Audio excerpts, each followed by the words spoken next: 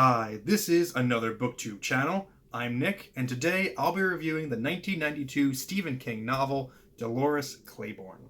I remember when I was younger and I started to read grown-up books, I started with Stephen King, and Dolores Claiborne was one of the books that I got from the library and read. However, it didn't leave much of an impact on me because it wasn't the typical Stephen King horror fest full of monsters and bloody violence and sex. In fact, other than the fact that I had read the book, I could not remember a single thing about it, so reading it again truly felt like the first time reading it. So, what is Dolores Claiborne about? Well, it's about Dolores Claiborne, a 65-year-old widow who lives on a tiny little island off the coast of Maine. In the novel, Dolores is accused of murdering her longtime employer, a nasty old woman for whom Dolores has been a live-in housekeeper for decades. Dolores is adamant that she is innocent and she's going to try and prove it the only way that she can think, by admitting to another murder almost 30 years prior. The first thing that is immediately noteworthy about this book is the way in which the story is told. The premise of the book is that Dolores is telling the story of her life to the local police and a stenographer, and the book is basically the transcript of that confession. It's written in a normal prose style, it's written like a book, but there's not a single word in the book that does not come directly from Dolores's mouth. Even in moments where she speaks directly to the constable, or the constable speaks back, we only hear her side of the conversation. It is literally as though you are in the room with her and she's just orally passing the information on to you, and anything anyone else says isn't really relevant. Now, to make this unique storytelling decision more authentic, King opts to exclude chapter breaks in the book. This was a little bit of a hurdle for me starting out because I love a chapter break. I am the type of reader where when I start a new chapter, I flip through quickly just to see how many pages it is. I don't know why, I just do it. I also feel that chapter breaks are a comfortable way to say, okay, the author has decided that this is a valid stopping point. So if you want to put the book down for a little while, now is the time. Without a chapter break, I have to make the executive decision on a random page turn that this might be a good place to stop and potentially squander the momentum of the narrative.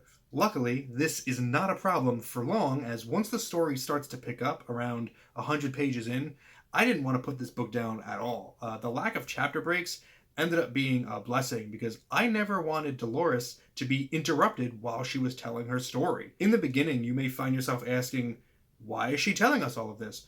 What does this have to do with anything? But this is like the ultimate trust the process book.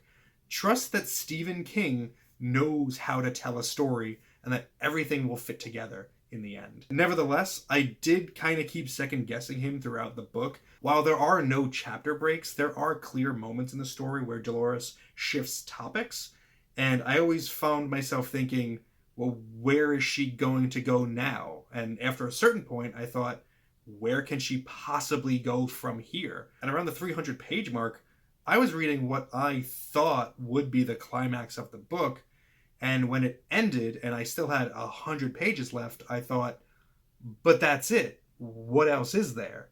Well, there was a lot more, and it was great. It's worth mentioning here that Dolores Claiborne is not a mystery novel. We're told all of the major story beats right up front, so those big moments are not a secret or a surprise. I equate it to the old TV show Columbo with Peter Falk. If you're not familiar with it, it was a detective show, but they always showed you who the murderer was right at the beginning of each episode. But the fun of the show was watching Columbo figure out the proof required to catch the killer. That's what Dolores Claiborne kind of feels like. We know what's going to happen here. We know the big picture and the big moments, but the real intrigue is in the little details between those big moments. Some people may consider Dolores Claiborne to be unsatisfying because of the storytelling choice to keep things 100% from Dolores's mouth. We don't get any character development or backstory other than what Dolores shares directly, which may leave some readers feeling as though something's missing. However, if you buy into the premise wholesale like I did, I don't think that's going to be a problem for you. I was hanging on to every word Dolores said, and if she left something out, I just figured that it's not relevant to the story that she is telling. There are a couple very small epilogue pieces at the end in the form of newspaper clippings, which offer some additional flavor to the story and some small closure in a way. But for the most part, you're stuck in a room with Dolores, and you best listen up because she's only going to say what she has to say once. I absolutely understand why 13-year-old Nick didn't care for this book. There are a few choice moments when King is able to sprinkle in some eerie imagery, but the only true horror here is the all too real horror of being trapped in a marriage with a vile bastard of a man. I wasn't prepared to comprehend the gravity of what lengths a mother would go to for the love of her children. And while I am still a long way to 65, and I am not now, nor do I plan to become, a mother, these themes really resonated with me in a way that, as a teenager, they just didn't. Dolores Claiborne really impressed me, and I would recommend it with the caveat that you go in expecting more of a biography than a horror novel. My arbitrary and subjective grade for this book is 8 out of 10. Do with that what you will.